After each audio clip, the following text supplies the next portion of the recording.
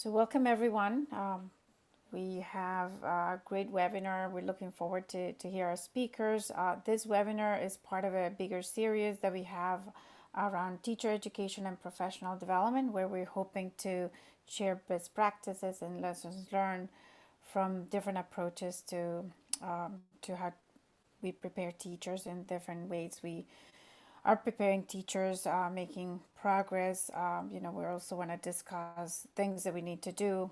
So we're really looking forward to today's session. I'll just mention that we have one more session coming in February with Jennifer Gardoni to talk about our certification program for educators that are MIT students. And we also have two other sessions in March with Lemelson MIT and a guest speaker from High Meadows Graduate School of Teaching and Learning. So please keep those in your calendar. We'll announce dates for the ones in March pretty soon. So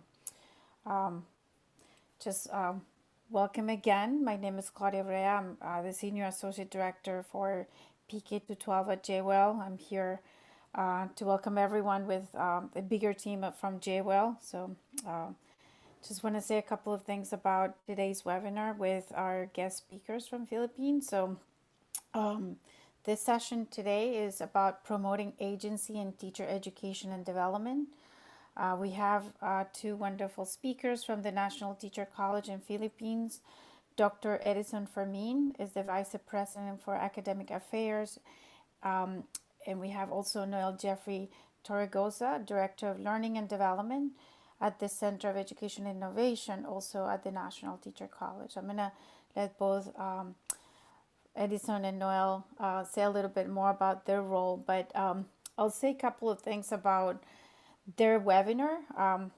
Again, we're super excited about what they're going to share with us today.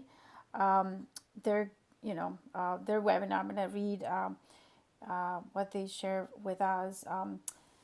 Has to do with how the National Teacher College is responding uniquely to the needs of establishing a culture of agency among pre-service and in-service teachers.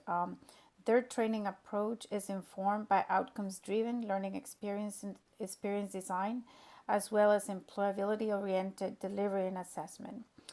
This approach emphasizing making the experience of teacher education fun and frustration-free, even for under-resourced teachers.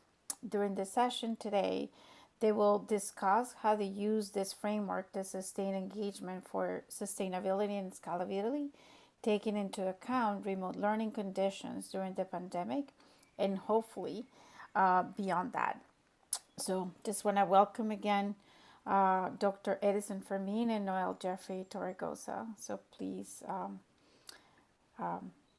go ahead with your presentation today. Thank you, Claudia and the JWell team. We are very excited to join you at this very intimate conversation, or something I would describe as a meeting of hearts and minds for transformative education.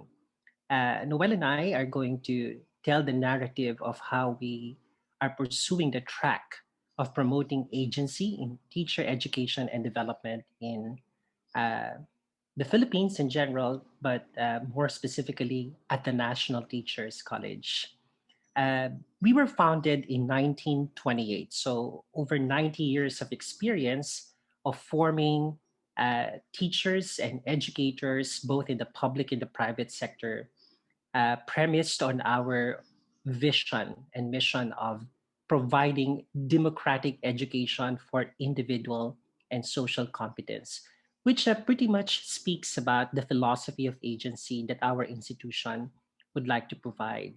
Everyone can access education for two important reasons: for you to be competent individually in various respects, of course, thinking that you have to contribute to the society at large. And we are a founding member institution of the Philippine Association for Teacher Education and the Philippine Association for Graduate Education. Whereas PAFTE takes care of education at the pre-service level, PAGE takes care of education at the in-service and continuing professional development levels. I will ask now Noel to talk about what has happened in terms of the ecosystem of leadership of our school, because we're not just talking about one school here. So please go ahead, Noel. Sure. So Ayala Education was established sometime in 2012, and the main driver behind its conception was that Ayala has always been in the middle of what it believes to be key revolutions for the country: telecoms, BPOs, and now education. Um, upon starting the institution in 2012, they realized that in order for us to really make the impact or really affect the reforms that they had envisioned, it had to be done at a greater scale, serving a wider group, right? And this is ultimately the catalyst for the partnership between the Yuchenko Group and the Ayala Group, putting together some of the biggest schools in the country, Mapua, the Malayan colleges from Laguna and Mindanao, and of course, the schools that we had under our fold, which were University of Nueva Cáceres, which is in a province in the Philippines, Naga, Apex Schools, a system of small private institutions across the metro and some fringe locations, and of course, the National Teachers College. Thank you, Noel. And in this ecosystem of schools, teacher education, training, and development play a very important role. But to Noel's point, the Yuchenko Group and the Ayala Group of companies really see the need for us to ensure that there is adequate provision for teacher education, training, and development, which can steer further growth in many sectors in the country. But for the National Teachers College, uh, the goal is to really provide both access and success through the power of choice. And largely because of this direction, we want to share with you how the power of choice, which for us is the beginning of teacher agency, is embedded in the consciousness not only of the institution but relative to also how teacher education development, here in after referred to as TED, is the Philippines in the Philippines is like, and then we'll go into three important parts of our discussion, which we hope to hear from you some thoughts about these items. These are outcomes driven pre-service teacher education, and then there's employability-oriented in-service teacher education, and of course our two major concerns right now, which we hope through JWell and its community of scholars and practitioners, we can address more meaningfully. And I think that's one thing that we really appreciate about the collaboration between the Ayala Group and MIT JWell, because it continues to engage us into thinking about relevant solutions given our context. So I'll begin by briefly telling you how teacher education and development in the Philippines operates. You are seeing what we call the teacher education and development map, which is shared by at least four government agencies.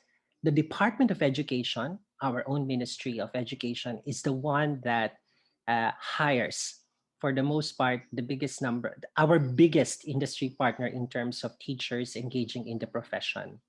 Meantime, it is the Commission on Higher Education, or CHED, and under CHED, you have what we call the TEIs, or the Teacher Education Institutions, that offer pre-service education.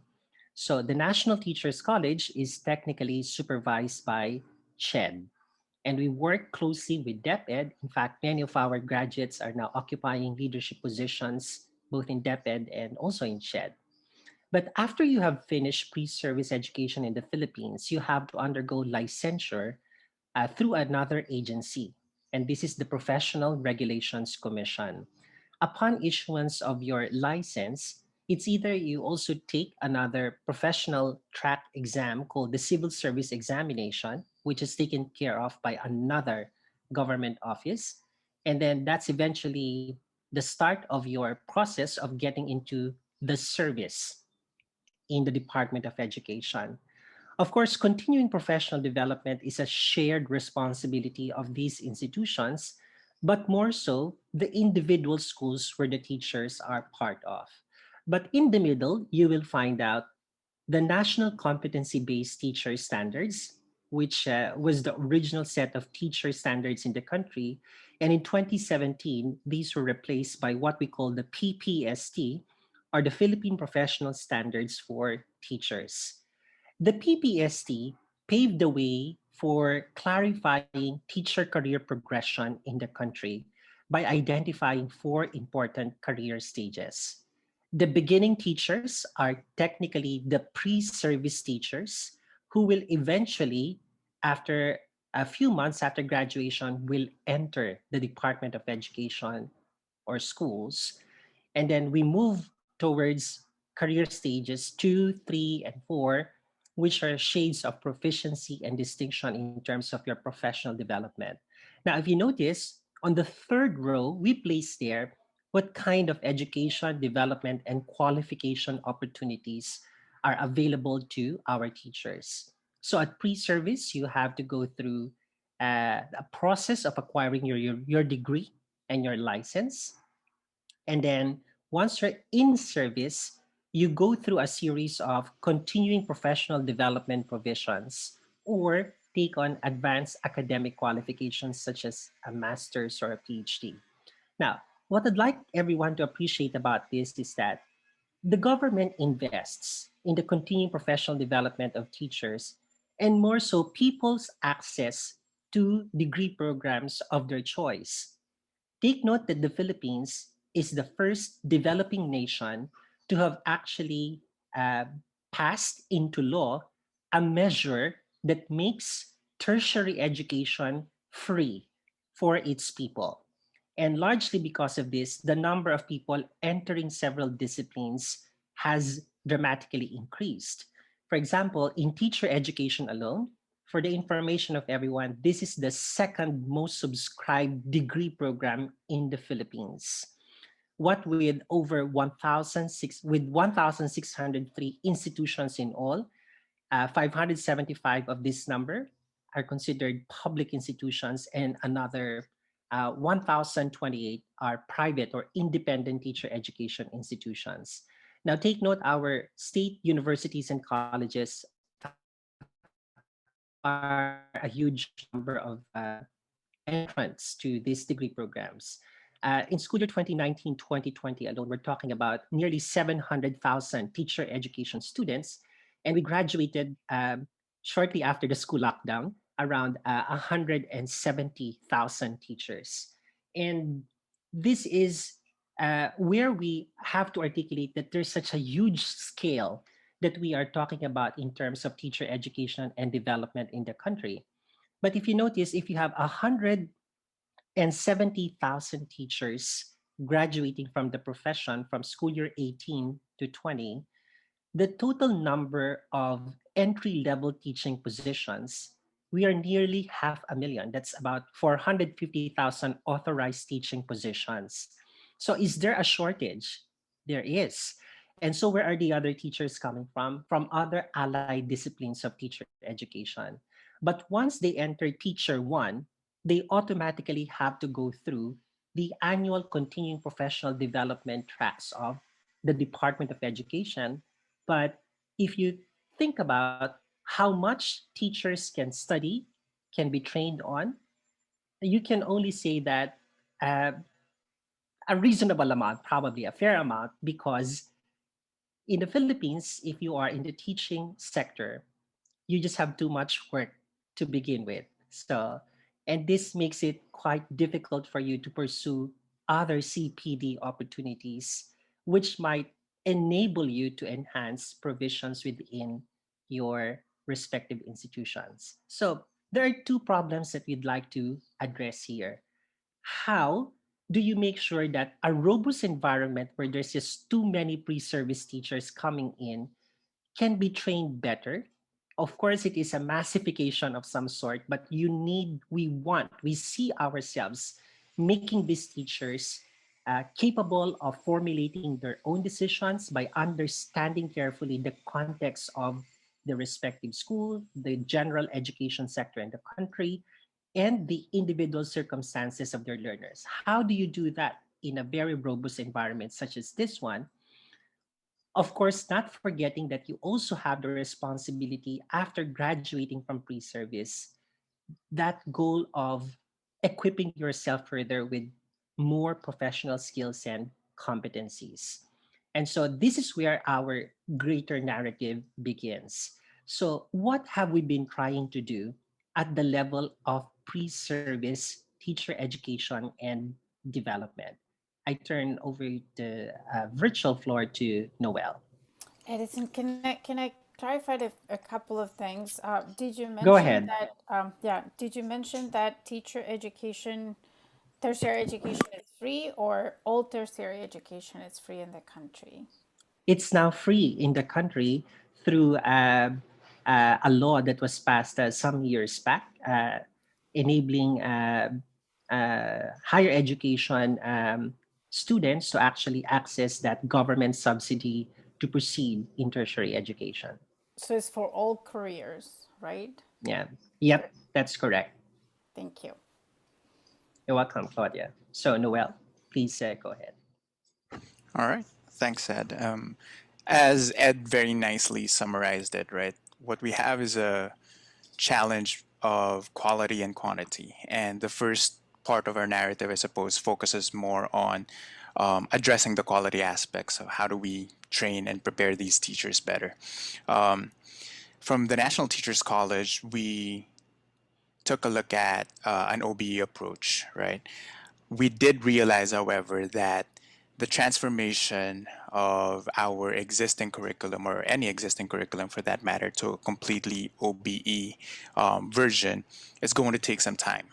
And that might mean that some of our students, if you consider scaffolding and organization of content, some of our students who are at the latter end of their lifespan in the college, those who are about to graduate, may not fully benefit from the redesign and the reform of the entire curriculum.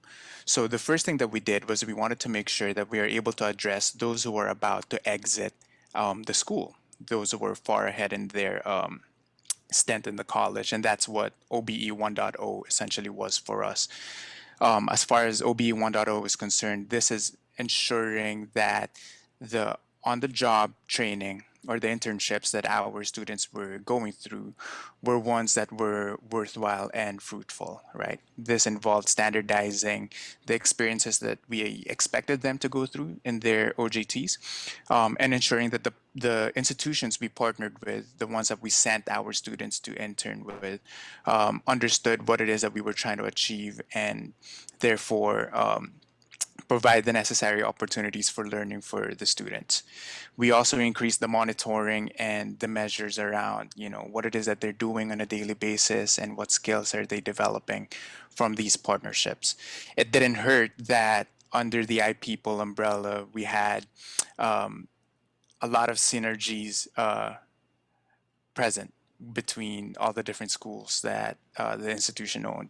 Um, the next part is, again, beginning to slowly develop the curriculum that we already had.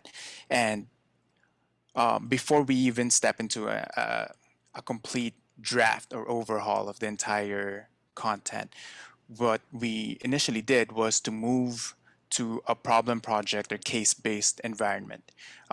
This basically ensured that we are turning our focus on skill development and thinking development more than just knowledge acquisition. And this was a big step, considering that majority of the country is still delivering classes in a highly traditional manner. And while this may be able to address, say, for example, the licensure requirements or goals and targets, we knew that if we were to create the teacher for the future, that we needed to be able to produce people who could do more than that. And this is essentially where OBE 2.0 comes in. Ed, next slide, please.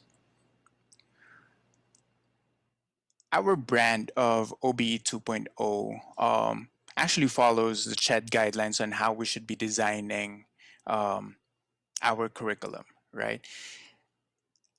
To simplify the entire process, the idea is for us to partner with industry and have them define the outcomes that we expect from our students. This is true from our educational courses. We take a look at what schools are hiring for, what opportunities are available for education graduates after, and we bake those competencies into a list. Essentially, this list is deemed complete and thorough and accurate if we show it to an industry partner, ask them, will you hire the person being described here? And they say yes. That is when we know that we've successfully defined the outcomes that industry expects. Um, that is true for education, that is true for all the other industries that we try to serve. We have in NTC a broad range, including business, hotel and tourism, IT, and the like, right? Once we understand the competencies that industry expects, the next thing that we do is to try and design learning experiences around these. Um, we then imagine what problems, projects, or cases are going to put the students in a situation where they get to apply, develop, inquire, and learn the different competencies that industry expects they should have upon graduation.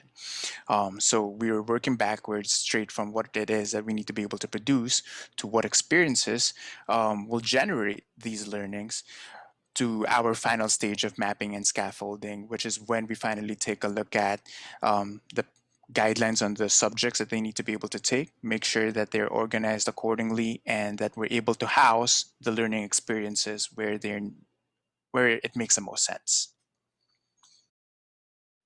Okay. Thank you, Noel, for the description of how we have moved towards the outcome based education framework. So, through this, we're able to produce students who are able to meet the entry level or beginning teacher competencies declared in the career progression map of the Department of Education. And of course, a lot of other metrics used by specific institutions relative to the kind of teachers that they want to see in their ranks.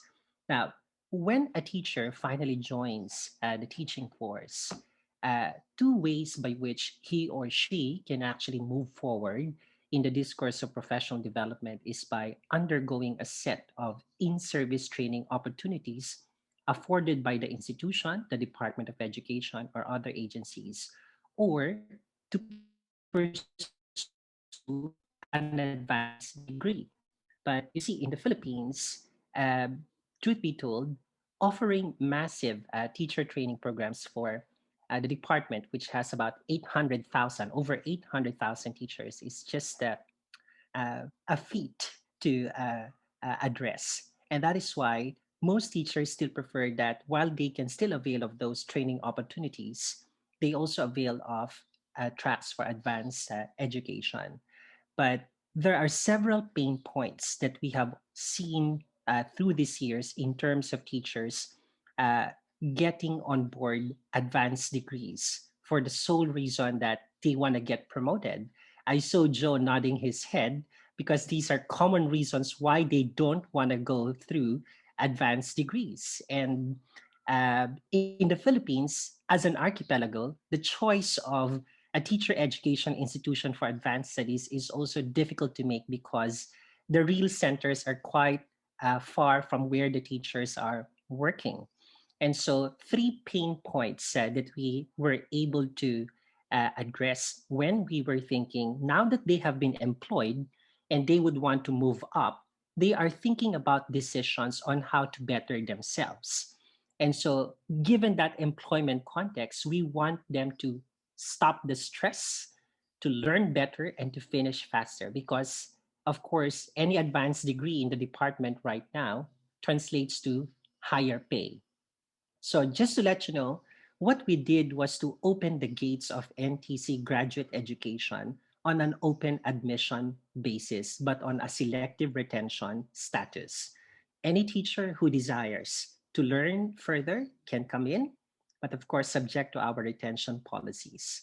And the good thing about this is now, especially now, during remote learning situations, they can travel less.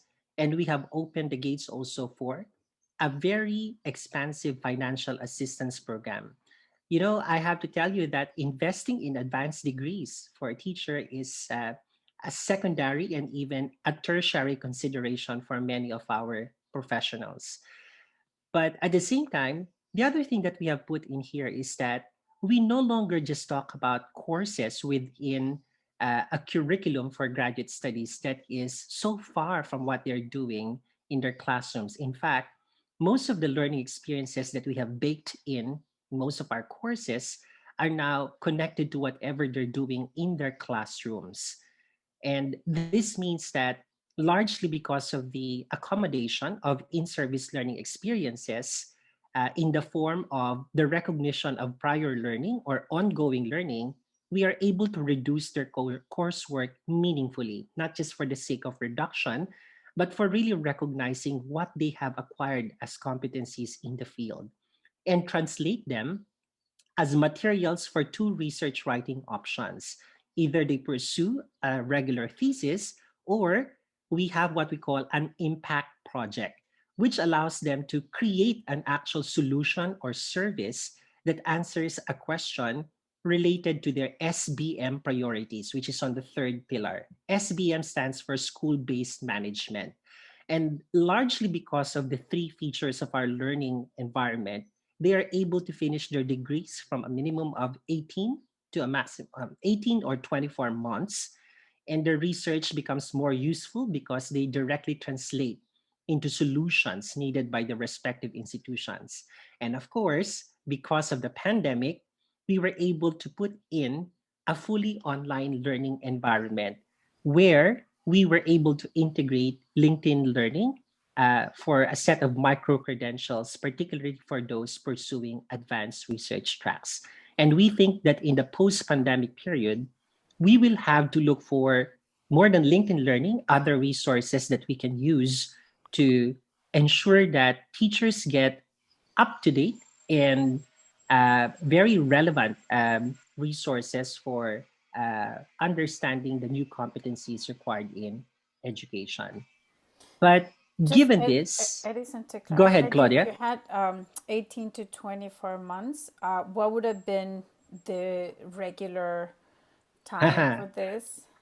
5 to 7 years, Claudia. Ooh, So okay. that's a lot longer because teachers will just get X number of units that they can manage. But given the new affordances and features, we managed to place them in a much shorter learning track.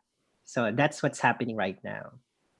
Thank you. That's a very Thank good question, Claudia, because that also means that we needed to prepare the actual teacher educators to manage the new conditions of learning, both for pre service and in service. And that's where our next work stream comes in. And I will ask again my colleague Noel to explain to us how we were able to coach our teacher educators. Right. So the tricky part about, I suppose, being a teacher educator, teaching would-be teachers, right, is that you can't avoid but be placed in a situation where you effectively are the student's role model for what they could be or what they're going to be in the future. So it becomes very critical for us to ensure that we're able to support the growth and the development of our own educators. And these, I suppose, are the three key tenets of our principles. We wanted to make sure that people knew how they were doing. I know feedback sometimes has a bit of a negative connotation, but in truth, there are a lot of times when our teachers are doing the right thing, but they're unsure because they don't get affirmation, right? There are moments when they're sure that they're doing the right thing, but that actually needs some adjustment. So we wanted to make sure that they get the necessary support and development that they require. In the country, usually the challenge is that teachers get observed and evaluated or scored on a once a year, twice a year basis. Because of how infrequent those are, people tend to look at these observations from their academic leaders as more evaluative in nature than developmental. And we wanted to change that environment. We wanted to put in place a coaching tool and process that would really communicate to them that their academic leader, their program head, or their dean, their principals are there not to score them, they're not out there on a witch hunt, right? They're there because they want to find opportunities and areas for them to improve. This improvement is then further driven through coaching as well as coaching, I mean, self-paced learning opportunities that we can put them on. I'd like to quickly show you a snapshot of our teacher development process. Um, Essentially, what happens is that we ensure there's consistent observation. Again, we wish that we established a set of competencies that's communicated from the ground up. Every teacher knows what actions and what qualities are expected. We wanted to make sure that everybody understands the standards that we would wish to put in place. And these standards are um, exactly what their academic leaders look for when they observe their classes. We make sure that this is done cyclically and regularly so that we don't just get a small picture, I suppose, of what the teacher can do or what the teacher is capable of, but that we get the full, I suppose, view of what the teacher, where the teacher is and what the teacher needs help on and what the teacher actually is doing well. Based on that, we set up tools for their academic leaders to actually coach, track, monitor, and document where the teacher is at. This allows them to see and compare, how they're doing, how they're growing, which aspects of class delivery am I improving on, where do I need to focus on more, and also what opportunities are out there for me to learn, right? Are there workshops, training programs within the company, outside the company that I can participate in that target specifically what areas for improvement my academic leader and I agreed on, right? Last but not the least, we believe that the best way to really push changes as far as development and delivery is concerned is that you need to recognize and reward people for a job well done. We're trying to put in place a system by which we're able to recognize um, outstanding performers in our community so that they can be rewarded accordingly. What that is still a little bit up in the air, but the basic idea is that um, too often people get the stick instead of a carrot, and that's not necessarily the culture that we wish to employ in the organization. So we're setting everything up. We believe we have the right tools in place, and NTC so far has been excellent as far as being open to this new culture. So we're really looking forward to developing these teachers. Not just for us. I mean, in doing so, we are able to achieve a goal that's twofold. One, obviously, our classes across all industries are going to improve. Secondly, we're able to create better mentors, better role models for our teacher educator, for our student teachers. Right. Thank you, Noel. And you can see how excited Noel is in managing this work stream because he was on top of the development of our in-house tools for coaching and for documenting teacher performance. And I think that's the beauty of connecting with the practitioners within our ecosystem because we get to adjust the contents, the metrics, and the indicators of teacher development that we want to see. And the role of coaching has really improved in so many ways the way the relationship of our mentors and our students have been like for the past few years that we have been doing this. So, the meantime, it looks like that we're doing good in these areas, but we want to tell you our two major groups of concerns. And one is on how to sustain the innovations that we have been doing at the level of pre-service, in-service, and of course, the development of our teacher educators. Uh, the first is we have seen that much of teacher education and development is no longer contingent on content because content has become ubiquitous. Every time we talk about a certain topic in our syllabus of learning, learners can easily be pointed towards where to access this information and what kind of resources will matter in understanding the competency tied to that topic. But what we're seeing right now as a challenge is how do you now shepherd these students and faculty members to translate well selected content into experiences that help shape an appreciation of agency first and foremost. How are they going to use these things? Because there's just tremendous amount of information out there. So in relation to this, if we deviate now from content, then the kind of experiences, even in remote learning situations that we're having right now, cannot be an answering uh, set up where the teacher gets to ask them, "What do you think about this item or this case or these types of students," and so on and so forth.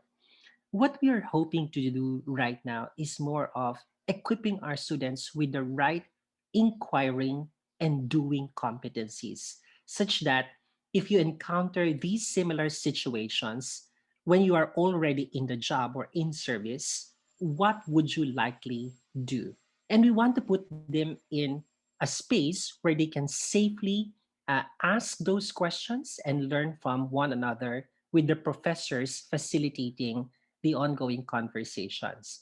Which brings us to the third item, which also means that we need to shape our educators' consciousness to becoming the leads in the way we are delivering our learning experiences, and having more of the students exercise the power of choice in terms of, number one, if we have this particular topic, how would you like to explore relevant content, and of course applications of this content in several contexts? Would you like to do it in the form of a project, a problem, or a case? We want that to become the new way of engaging uh, the stakeholders in the teacher education and development process. And this is where we are constantly searching for partners who can help us move towards the direction of the words after verses, because we believe that these are the three indicators of a context for agency that we need to expose our would-be teachers and our current teachers. Now, if sustaining innovation is a challenge, more so our next challenge, which I would love Noel to quickly talk about, because we also want to scale up our initiatives. Right. As what Ed mentioned, the other trick is ensuring that we're able to reach as broad an audience as we can, right? And achieve a reasonable scale. And the first step, or I suppose the first challenge in achieving this, would be properly structuring our remote learning modules. This past year, we were kind of caught off guard. I suppose everybody was, by the COVID situation. And the country in general was ill-equipped to deal with the sudden demand for remote learning. And this, I suppose, opened the eyes of everyone that if we're able to properly prepare and respond to, I suppose, the new context and the new demands of a remote learning environment, then this is actually going to open a bunch of new doors for us, right? Because remote learning need not be ineffective. It need not be less of less efficacy than a classroom experience if we're able to properly understand how to create great learning experiences through them. Um, the challenge essentially is that everybody, I suppose, in haste and with inexperience, wanted to just transfer their physical classroom tools to remote learning modules without necessarily considering, of course, the ability of the students to self-regulate. Connectivity issues in the country is terrible. um, all of these different things kind of compounded how quickly and how broadly we can have scaled. Another challenge would be how to make sure that we optimize the synchronous sessions with our students. I think it came as a bit of a surprise um, to people how different talking to 40 students on a Zoom call is compared to talking to 40 students in a classroom. um, in hindsight, should have been pretty obvious, but I think that kind of caught people off guard. And it also opened our eyes to the question of, how do we really maximize these synchronous sessions? It doesn't look like what we do in the classrooms can effectively translate to a Zoom conversation, we need to do something differently Right. with our synchronous time. Um, and even that is a bit of a puzzle to solve. We believe we've kind of cracked the code on our grad students, where the environment is just productive and creative, but we also are not under the impression that those same principles can be applied to our younger students, who again are a little bit less mature, a little bit less interested in the topic that they're taking on, and that's something we need to work around. Last but not the least would be guaranteeing responsive teaching. Again, one of the key hindrances to remote learning in the Philippines is just connectivity. Um, it's hard to ensure that you're always going to be in touch with your teachers, and that your teacher at the same time will have the bandwidth to be able to respond to you in a timely manner, be it through um, the internet or just even SMS or calls. And these are going to be key in ensuring that we're able to reach a broader audience and then um, scale. Thank you, Noel, for articulating these three items. And to the members of the audience, largely because of this desire to pursue reasonable scale, uh, we're happy to let you know that among the teacher education programs in the country, it's the National Teachers College pre-service and in-service or graduate degree programs that actually grew better compared to the other institutions around us, especially at this time. So enrollment is down in several teacher education institutions, but we were shocked actually that we actually hit uh, more than our targets for bringing in people to go through our programs because of these recent initiatives. And we believe that in the post pandemic period, people will see more the value of the things that we have been doing, but we just have to prepare our institution, especially our teacher educators, for that. Our narrative clearly articulates that even at the height of our difficulties, it is imperative that we take necessary and meaningful risks so that we can really go farther and reach more audiences and people who have that genuine desire to transform society by providing meaningful education.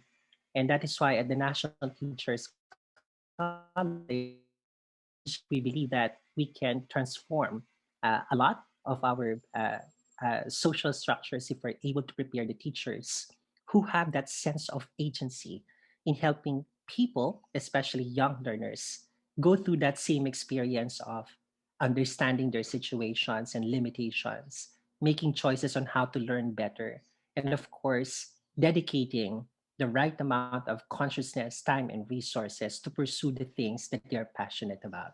So, this ends our quick presentation, and we hope that it has been a source of inspiration and empowerment for the people on this call. Thank you so much to the JWell team for inviting us over.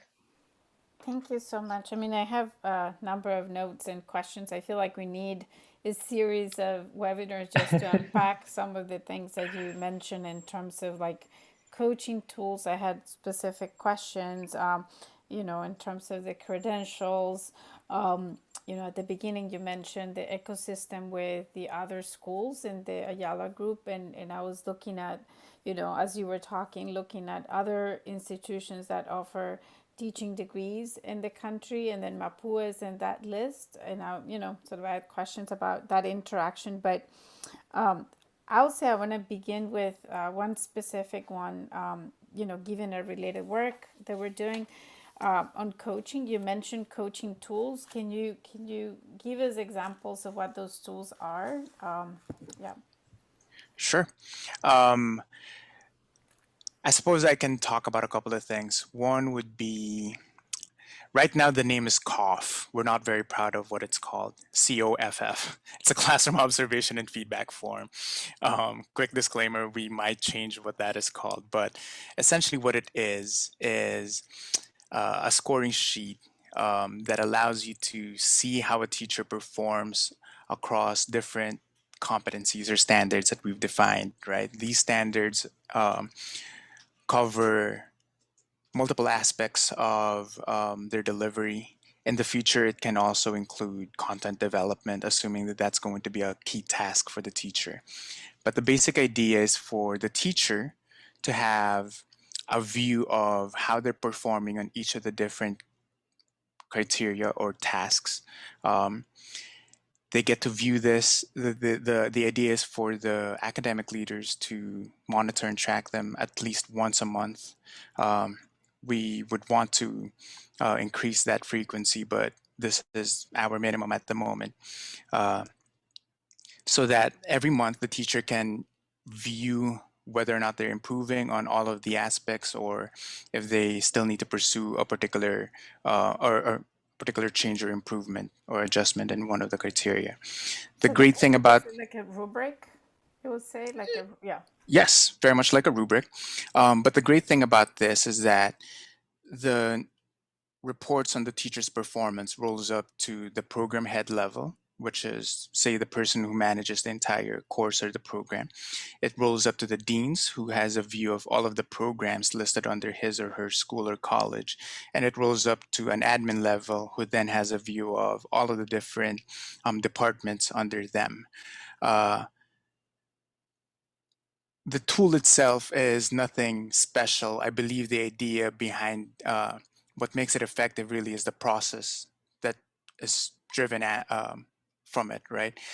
And that process has a lot to do with shared goals, with making sure that Ed, as the VPAA, is scored based on how well his teachers perform, therefore compelling him to make sure that the deans are developing the teachers and that the teachers are getting the support that they need. Um, the tool is just a tool unless you execute on it properly, and I believe it's the process behind it that really makes it special. I want to invite people to either use the chat or raise their hands to ask questions. I will continue to have mine if we don't see, but we have yeah. I mean, I think a related question to this particular tool, cough, is the whether the teachers have an input, because I feel like as I'm reading your description, for this webinar and your sort of approach to be stress free and fun, I wonder if I was wondering if teachers have an input, because I feel like part of that stress free is also the ability for the teacher to think about how they want to move forward as a professional.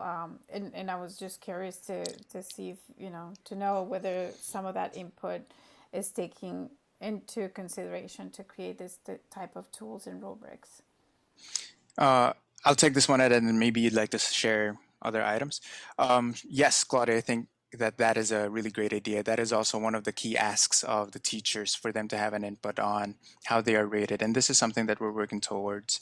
The coaching aspect of the process is not necessarily a one-way conversation. It's not the dean or the program head telling you what you did well or what you need to improve on, but also, where do you want to go? What are your career plans? What is it that you want to be able to achieve? Because your growth, to your point, is not only dependent on what standards that school is setting, but also what is it that you honestly, intently want to be good at, right? Because we believe that personal plan is ultimately what's going to drive people to want to become better. So we are going to employ, I suppose, what we call a 360 view, where we take into account how the leaders evaluate and develop the people, how the students feel and what their experience is with our teachers, and of course the teachers and their colleagues amongst themselves. That way we'll be able to better triangulate where we are, how we're serving our community, and how we're growing our employees. Right. And Claudia, just to add to what Noel is saying about the 360-degree system that we want to put in place, you know, it's it's a gradual process that we're taking on, because for now we have completed the student and the supervisor tracks, but the matter on self ratings and all, we are going to focus on that actually this year, especially that we are going to institute a new faculty evaluation and ranking system that makes use of that system of 360-degree feedback system that Noel is explaining. And I'd like to emphasize that that same treatment that we are giving to our faculty members or teacher educators is something that we also want our in-service students to do. For example, when you mentioned about the fun and frustration free, do you know that half of this program in the graduate program, you can actually elect for what we call the recognition of prior learning. Here, we just declare to you the learning outcomes of the course.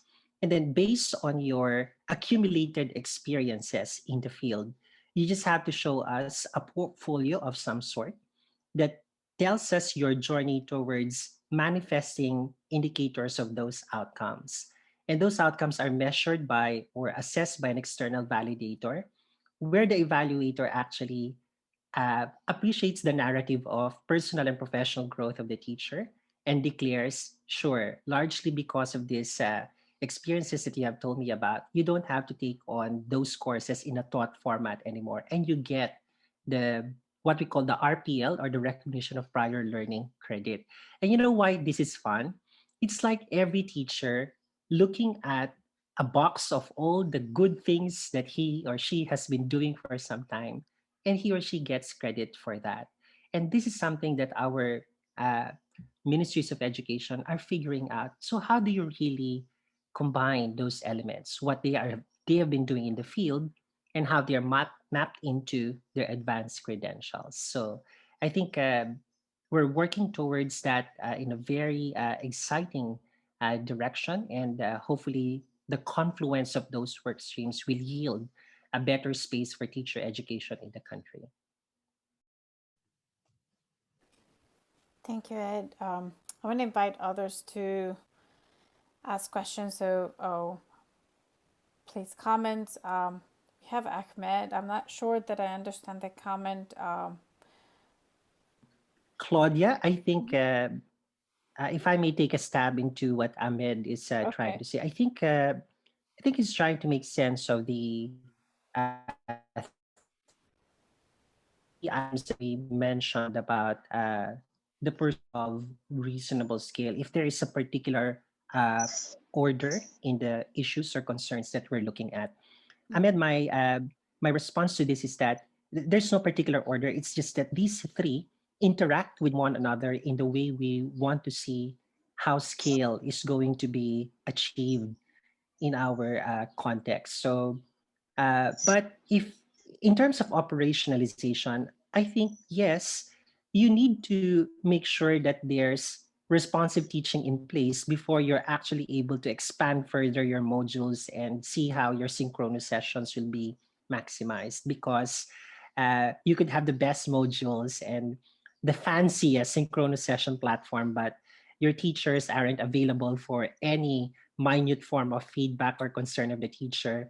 That's going to ruin what is otherwise a very promising context for alternative interactions. I see that Joe raised his hand. Joe?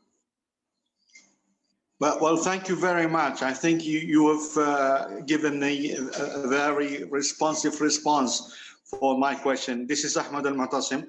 Appreciate your answer. It's just great. Thank you. Thank you. You're welcome, Ahmed. Yeah, sure. I can ask a question, but if there's anybody else that has one before me, I'm happy to relent my time. No, I think the floor is yours, Joe. Okay, great. Well, first, thank you both. That was fascinating. I feel like I have a million questions, but I'll try to keep it limited. So first off, that's amazing. You made me think about another question I didn't consider when you were responding previously, regarding the past experiences of educators and how that can sort of be credited to their learning and their accreditation. I was thinking about how with such a large, need for more educators, especially in population areas that are mostly indigenous and in different parts of the Philippines. Are experiences like indigenous education and like tradition and things like that, would that also be something that would be up for consideration in terms of looking at past educational practice? Joe, I very much like your disposition towards Indigenous education because in my capacity as co-chair of the National Technical Panel for Teacher Education, we made it a point that we call it IP Ed or IP education, Indigenous People's Education, will take a more active space and place in the way we reconcile. How do you look at uh, the practice of teaching? Let's drop the term professional first because sometimes the term profession does not exist within the worldview of indigenous people educators. But you see, when I listen to the narratives of uh, a teacher teaching an IP group in, let's say, a coastal area or in the mountains, Joe, you'll be amazed. They have a different way of looking at teaching methodology, assessment that's very much culturally rooted and contextualized. And for me, these are the things once reported to us really deserve to be credited because neither are they informed by what theories we've got out there about education. They are expressions of a deeper knowledge of humanity, the way their cultural precepts and underpinnings would articulate. And we believe that these have value, significant value in understanding the consciousness of that teacher. So, yes to that. And we are very much open to accommodating. Thank you, Joe. That was a great question. Well, thank you so much for answering it. And I'm mindful of time. If there's a final question that we can take before we say goodbye to our wonderful guests today, we have their emails, of course, and just want to say that we know we're doing this webinars in preparation for our Jewel Connections, and as I mentioned at the beginning, we have a series of them. We'll have a total of 6, and they will be part of the input for conversations about teacher education and professional development. I feel like we're finding wonderful experiences in capacity among the speakers so far, and we hope to tackle a few other things that we can do together as a community. So these are wonderful inputs, and we'll have many more. So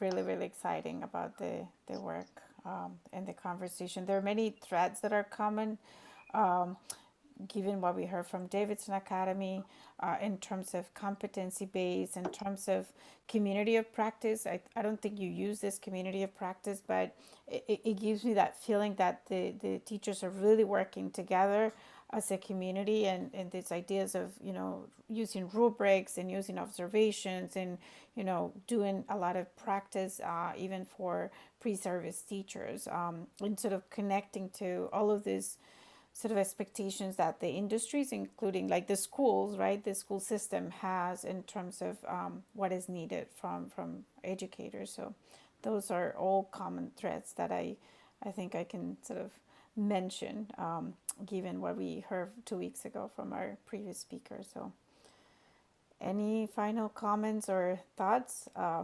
Just join me in sort of giving you an applause and for your wonderful presentation, and really grateful for waking up early and for preparing and sharing today all of your wonderful work. So